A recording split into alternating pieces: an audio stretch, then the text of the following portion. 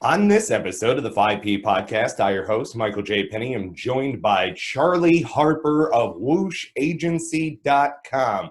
Charlie Harper has a wealth of experience, knowledge, wisdom, insights, and great advice. I know because I've taken his great advice. He's freaking awesome. He's full of energy. Charlie Harper of whooshagency.com. Welcome to the 5P podcast. Thanks for having me, Michael. It's awesome to be here, man. And before we got started with this, I was telling you how hard you've hustled with this thing and how great you're doing. And I'm pumped to be here, man. I'm hoping that that I can provide value to your audience and something they can take from this and just kick ass, cartwheels and cookies, you know. Excellent. Wonderful. Well, I was so excited to have you on here because we've known each other for a couple of years now, working together, helping folks within entrepreneurship. I've seen your skill set. Just give a little wave top background for the people who are listening, watching, as far as how you progressed up and out and secured your freedom out of corporate America. I call it Shawshanking the cubicle, right? You know, like every day when I was at IBM, I'd walk out the cubicle out into the parking lot at lunch and drop a few pebbles, you know, like I actually on my whiteboard at IBM, I had the word incubator written on there and people would ask me what it meant. And I would just tell them it was a password reminder, right? But actually it was me, I was digging my way out of that cubicle. And before that, though, I started my actual career in sales and technology sales, switched over, did the certification thing, went into doing what I was selling, worked at IBM as a systems, Unix and Linux systems engineer for about 10 years at IBM Software Group in Raleigh. But all that time, I was building websites on the side. I was, had a side hustle all the time. That's just how I grew up. I started in tobacco fields when I was 12, So when I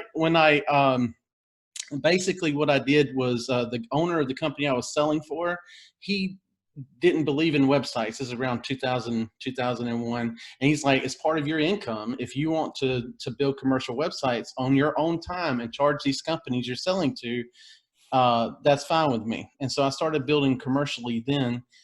And on the side, as things go and you build sites for people, people are like, what's this email thing? What's this Facebook thing? All that kind of stuff. And when I had a kid in 2010, a switch flipped for me. I felt like I had my job as a systems engineer was to deal with single points of failure, making sure there was redundancy in the system. And I felt like in my family, I had a single point of failure, which was IBM. I really wasn't where I wanted to be. I wasn't happy anymore. And so I incorporated, I got real serious about it. And then in 2015, I made the leap to run my agency full time. And it's been probably the best decision I've made in my entire life. I mean, it's not without its stresses and its challenges and mistakes that I've made and, and things like that. But, you learn and you grow, and I've made some great friends through it, like other business owners and other, it's just, I want everyone to do it. If I could yank them out of their cubicles or if they're just getting out of the military or whatever, and get them to understand that there's not a lack of opportunity. It's actually just choosing the right opportunities, Absolutely. Yes. So, absolutely. Well, and this foreshadows a little bit to what you're focused on now. And folks just joining us, we're with Charlie Harper of whooshagency.com. You can check him out and everything. Can I say one thing about the name of my company? Absolutely. When I have 3 little boys, and when their little hands would, grab my thumbs or whatever, and I'd pick them up on the side of the bed, I would go, whoosh, like that. And I still do it with them now. When I'm playing around, I go, whoosh, my little 20-month-old right now. And so the name of my company is actually not the sound whoosh, the speed whoosh or whatever. It's actually the whoosh that I would say with my boys. That's so great. Yeah. I love that so much, man. That's wonderful. Yeah, I'm a geek dad, man. That's so great.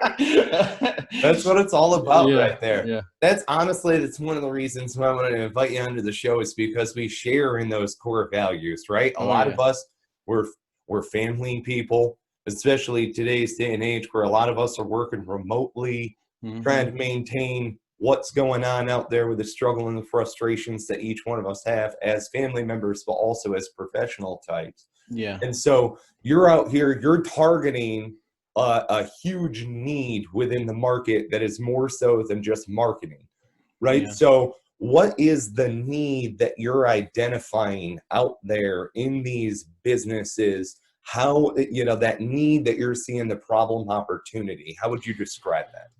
Well, the primary one, which is, sales and marketing have fundamentals about them that don't change depending on whether it's a digital way of doing it or an in-person acting way of doing it. And one of that fundamental things of sales is following up with people, right? And if you don't have the capability to follow up with people, no matter what SEO you buy, no matter what kind of ads you run, no matter what you do, if you don't have a way of capturing those people once they come, then you're basically wasting your efforts, your resources, your time, your money, your energy, whatever resource you want to apply to that, right? And so basically what I do is I come in and I look at a company and I identify retargeting needs. Where are they not retargeting at? And is their retargeting specific enough? Are they just retargeting to all website traffic? Or are they actually retargeting to very specific problems, which we can then create campaigns around those specific problems? Pop up on exit ads. Another agency just hired me to build out a 24-month retention drip campaign for them, so that, using CRM software and stuff, so that you keep the touch points there, because the buying site, nobody ever takes the buy. All owners want a sale immediately. Buy my thing, right. Buy my thing, buy my thing, right? And they just don't take into account the buying cycle, and there's good data out there that shows that, out of the market that you're in, there's a group of people in the 90-day aspect of things that are ready to buy, but you're fighting against your competition in that little sliver. Most people are at the 4 months to 24-month decision, right? And so what are you building to deal with those people that are at the 4 month to 24-month range, right? Most everybody is just thinking about a quick turnaround when they should be. Businesses are built on systems, your operational systems, your financial systems, right? You shouldn't think of marketing any differently. You should have a marketing system in place to manage those things. You, for example, with this podcast, have a great system in place. You were following up with me to make sure I get on this call. You were sending emails. You were reminding me, that kind of thing. You're doing a great job with your podcast as far as like following up, and having those systems in place. Everything in success is about upfront work, and I come in and, just do a shit ton of, I'm cussing on your cup. I don't know if I can, you might have to edit me out here, dropping S-bombs and stuff. But anyway, so that's really that. Now, there is a second value that I bring. I actually operate as a fractional CMO between companies and other larger agencies, right? So I'm in between $100 million agency and some law firms, for example, right? And what I'm doing there is these lawyers and stuff like that don't have the expertise that I have. And so they don't know what to ask of this large agency. They don't know how to hold the large agency accountable. They don't actually have a system to give the large agency to execute on, because most large agencies are operating at the top of the funnel. They're right. Doing SEO, they're doing ads and things like that. But if it's dropping into nothing, then you're just pissing money away, There it is. So those are the two problems. So real quick here, and that's excellent. This is great. Folks, this is Charlie Harper with whooshagency.com. Go check out Charlie Harper at whooshagency.com. That's WHOOSH agency, whooshagency.com. If you're seeing it on the video, you know what we're talking about here. We do everything in 5P format. If you are a member of the 5P Inner Circle, you get all of our interviews in long, uninterrupted format. Now, Charlie Harper, whooshagency.com. What is the mission of Whoosh Agency? It doesn't need to be the verbatim mission statement, but what is the mission to really hone in for our listeners? So fundamentally, my perspective on life is that if you have a strong family, then you have a strong community, and then you have a stronger nation, right? That is the way that I think. And so my actual mission is to help companies hire people, because if I can help a company hire employees, then I am building stronger families, right? And thus the foundation of our entire country. Because I mean, I know that's real heady and all, but if you're asking me what my mission is, that's really it. You know, the selfish side of that is to basically control my path. You know, up here on the back wall, I've got 3 words: autonomy, family, and simplicity, right? Those are basically my driving words, is that I want to make the way I do things as simple as possible. I want to be autonomous, and I want everything to be about family, right? So that's, I hope that answers that question. Oh, it definitely does. It bridges that gap, because you started to dabble a little bit, Charlie Harper of whooshagency.com. You started to dabble a little bit into the execution, how you actually go about executing your mission in working with some of these business leaders. So I have had this experience in working with Charlie Harper of whooshagency.com. And this was years ago when I was setting up CRM and trying to figure out what he calls the hero's journey, right? And in going through that in order to sustain the follow-up. Can you kind of illustrate to some folks where you're going with the hero's journey so that they understand those touch point follow-ups? Yeah, so basically, when I look at a company, I look at it from a standpoint of where a client is in understanding, like whether they even understand that they even have a problem yet, right?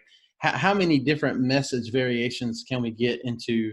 And I have a diagram I can share with you. You can put in the notes or whatever, so that someone can actually see what I'm talking about here. But it's going in the inner circle. Only our inner circle members are getting the diagram. So I basically look at it from an awareness standpoint. You know, what do we need to do about awareness? An engagement standpoint. An engagement standpoint is like, you know, when we start retargeting, getting people into lead magnets and landing pages and things like that. And then the final stage is conversion, and conversion ties strongly into what your sales process is. So it's the beginning point of your sales process, whether that sales process is automated or not. Beyond those things, and where I do dabble in with certain clients, is getting into the onboarding process, the actual fulfillment of the service, and then retention, right? I do a lot more work skipping over the onboarding and the fulfillment and get back into a company at the retention level. The retention level is where we're talking about long 24-month long, campaigns. Basically, give you an example of a retention campaign is that a law firm that does estate planning and does wills and things like that. Wills, when they're created, establish a set of last wishes for someone, right? What they want to do.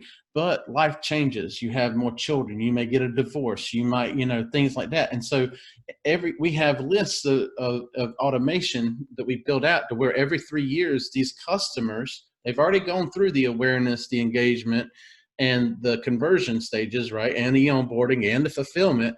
But 3 years later, the engagement comes back around. Have you had life event changes? Do we need to update your will? That's just one example, obviously, right? But it's the same thing with hearing aids for an ear, nose, and throat practice or anything like that. And so there's basically, I listen to business owners, and it's funny because they can't see it. It's their baby, right? But I look at all businesses the same. I look at them in that flow, right? Because every business. It's like, you got to make someone aware. You've got to get people to see, and I figure out what are those things. and how, and a lot of testing, a lot of conversion rate optimization, split testing, A/B stuff, and it's a lot of geek stuff, But it's outstanding. I can tell you right now, taking your advice, instead of doing high volume buckshot approach with an email campaign, in getting someone interested in what we're doing, say at 5paragraph.com, or if I do a webinar, say someone wants to download the template, right? They're just looking around, they're checking stuff out. They go, no matter what, it all goes into the brain, right? I'm going to steal some of the stuff you told, right? All into the brain. That CRM is the brain. What that allows us to be able to do is, yes, immediately follow up and continue to follow up with those people, but, send it out in a long-term follow-up. So we have people who bought the book, let's say, for instance, right when it first came out. And it first came out in pre-order April 2017. We had those pre-order folks. We've had one of them already on the podcast. So that's 3 years later. They were originally a customer and then coming on here, joining us on the podcast. What you're talking about works, brother. Yes, it does. And the thing about the CRM and the email addresses in particular, there's so many different uses of the email addresses. It's not even just the emailing of people over a period of time.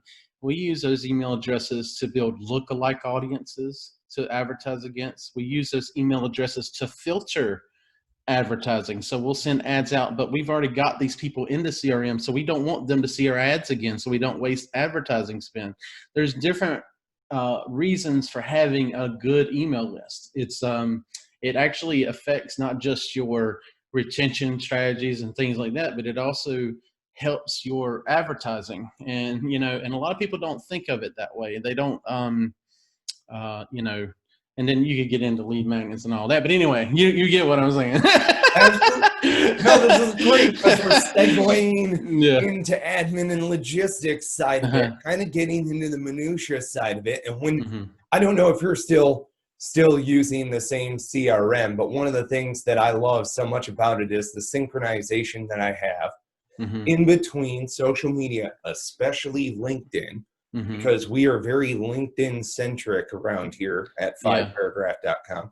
So being able to sync that across to build an audience to specifically target, and not just target with 5paragraph stuff, but also to be able to use as employees, as team members, to be able to target our activity through our individual content as well. To be able to pull out of CRM and put that into other areas, right? So for SEO reasons, it might be Google My Business or something like that. You can use that to make audiences and mirror audiences and what have you. Absolutely. So, okay. So as people are going down this path and they're checking out Charlie Harper at whooshagency.com, they're seeing everything on whooshagency.com. Is there any little homework that business owners could be doing right now before they contact you? Well, I guess they need to understand, they need to know what a marketing funnel is, and marketers are terrible at naming things, right? There's probably 50 different names for the same thing.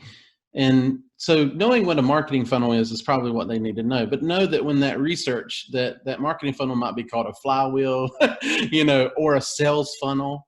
It could be a sales funnel and a marketing funnel, exactly the same thing, the flywheel. It does not matter what the hell you call it. It is following up with people. That is what it is. That is a systematic way of following up with people through digital channels. And that's so if they understand what a marketing funnel is, then they can come, to me and talk to me more in an understanding way. But I'm a country boy and I've got some weird analogies. I have a gift of analogy to help make it layman and understandable, and my little graphs and stuff like that, so so it's not that big of a deal. Like, if they come to me and they're like, I don't know, I just need to follow up with people, So, oh man, I totally get it, and yeah, I know because firsthand you took the time to explain these things to me. I didn't yeah, understand a darn thing about what you're even talking about, and you took the time to yeah, put it all out on the dry erase yeah. board, right? I'm telling you, you've got good stuff going on with whooshagency.com. People need to go and check out whooshagency.com. One of the things that I like doing here with 5-paragraph business plan, we're focused on economic development, especially throughout rural NC right now. We're talking with a whole lot of folks that are in local, that are within, the economic development drivers, specifically in rural areas, because we're seeing an upswing, Yeah. especially with smaller agriculture, smaller business pockets, small business growing in those areas. Man, it's freaking great that your country probably barefoot Oh, in the backyard like I am every once. yeah. Oh, yeah. Yeah. I'm in southern Johnson County, and my office is in the country. When I walk out, my office right now, it's in an old firehouse, and it's surrounded by fields and ponds. And I That's love so great. and I love it that way. That's so great. That right there is blessed in case I, people are I, trying to I, figure it I take my boys fishing in these ponds around here, so out. if you rode by the place, you wouldn't know that it's a what's in it's completely remodeled on the inside. You ride by, it's just old firehouse, But I have my office is massive. It's, if you imagine a firehouse, I'm in an office off the side of it, but my other part of my office is like the bay, like where they used to park a fire engine. So if you can imagine how tall the ceiling is, and Right. you can see I've got these the sound crates all over my room so I can reduce the refurb in here. The Yeah. reverb, I mean. Yeah. Oh, Uh, God, that's great. All yeah. right. So I've got to ask you, now comes the time. It's a curveball question. It's just a little bit of a softball curveball question coming tangentially out of left field. What is the most recent book that you have read? All right. So let me, you put me on the spot there. So I'm like, I've got to look at the name That's because good. That's good. I'm blanking right now. I can't believe I'm blanking. Hold on. He's got It it is, handy. it is called, it's called The Business of Expertise, and it's written by, hold on here, if I can. See, this is always one of the greatest questions to ask people. And Yeah. if you haven't already noticed, listeners and viewers, all of the people that we have asked this question to, they all have a book that they have recently read. We have Yeah. never asked someone this question, a business leader on the podcast. We have never asked this question to anyone and had them say, I don't read. No, I'm reading all the time, man. Exactly. His name is David C. Baker, and it's The Business of Expertise, and it's a great book. I found a lot of good insights about undervaluing yourself, and no matter how far you get into your path in entrepreneurship or whatever, you're still every day is new, like you're trying to figure your way out, and it's a great book for that. Just if you're a consultant, if you're somebody who people require more of your brain than they do your hands to keyboard, right? And this is a great book if that is your path. So Excellent. Thank you for yeah. bringing that to our audience Yeah. members. Hmm. That's great. We're going to have to put that into the 5P Inner Circle Knowledge Bank. We Oh have yeah. books for bettering oneself. It is a growing list. Let me tell you what. Oh yeah. So that's excellent. Can I say one more thing about the books though? Yeah. So uh, I I don't listen to anything other than reading comics. I don't do anything that's fiction, right? And how I got out of IBM, how I actually did this is through books.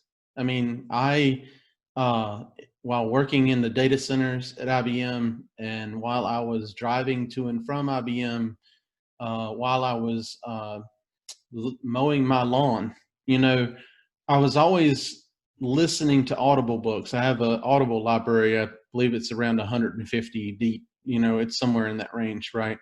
And so books have everything you need. And so I highly encourage people to listen to both podcasts and books, because it'll get you over the hump and get you those little nuggets that some of those nuggets you don't want to find out yourself.